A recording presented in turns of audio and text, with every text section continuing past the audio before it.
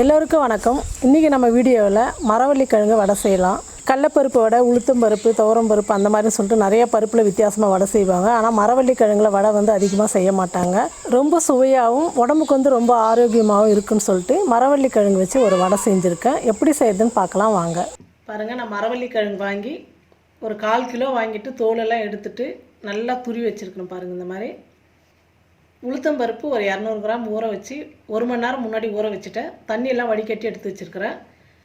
ஒரு 2 பெரிய வெங்காயம் பொடியாக கட் பண்ணி வச்சுருக்கிறேன்.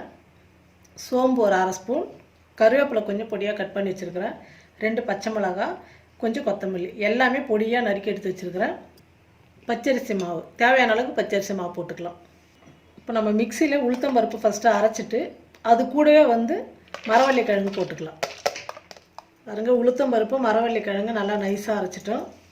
நம்ம எல்லாம் போட்டு மாவு நல்லா மிக்ஸ் பண்ணிக்கலாம். சோம்பு, வெங்காயம், கொத்தமல்லி, பச்சை மிளகாய், கருவேப்பிலை, இந்த வடைக்கு தேவையான அளவுக்கு உப்பு போட்டுக்கலாம். இப்போ நல்லா பிசைஞ்சிக்கலாம்.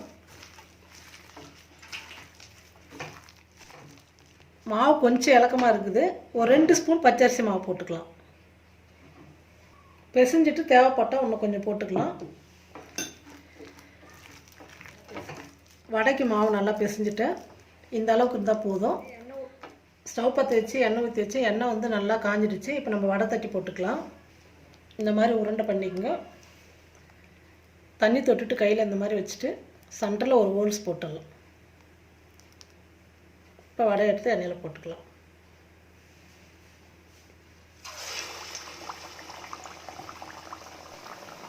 எல்லா வடையும் இதே மாதிரி தட்டி போட்டுக்கலாம். பாருங்கள், வடை ஒரு பக்கம் வெந்துடுச்சு. இப்போ திருப்பி போட்டுக்கலாம். 2 பக்கம் ஒரே கலராக இருக்கணும். அப்போ தான் நான் வடை நல்லா வெந்திருக்கும். மரவள்ளி கிழங்கு உடம்புக்கு ரொம்ப நல்லது. பொரியல் செஞ்சு சாப்பிட்லாம், வடை செஞ்சு சாப்பிட்லாம், தோசை செஞ்சு சாப்பிட்லாம், ரொட்டி செய்யலாம். மரவள்ளி கிழங்கு வாங்கிட்டு சுத்தம் பண்ணி பொடியாக கட் பண்ணி வெயிலில் நல்லா காய வச்சுட்டு மிஷினில் கொடுத்து மாவு மாதிரி அரைச்சிட்டு நம்ம புட்டு, ரொட்டி, சப்பாத்தி இதெல்லாம் செஞ்சால் ரொம்ப நல்லாயிருக்கும், உடம்புக்கும் நல்லது. பாருங்கள், வடை நல்லா வெந்துருச்சு. எல்லாம் எடுத்துக்கலாம். அது எவ்வளோ நல்லா சூப்பராக வந்திருக்கு பாருங்கள்.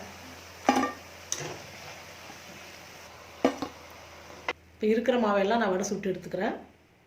பாருங்கள், மரவள்ளி கிழங்கு வடை சூப்பராக ரெடி ஆகிடுச்சு. ரொம்ப நல்லது உடம்புக்கும். இந்த மாதிரி செஞ்சு பாருங்கள். செஞ்சு பார்த்துட்டு எப்படி இருக்குன்னு சொல்லிட்டு கமெண்ட் பண்ணுங்கள், ஷேர் பண்ணுங்கள். நன்றி.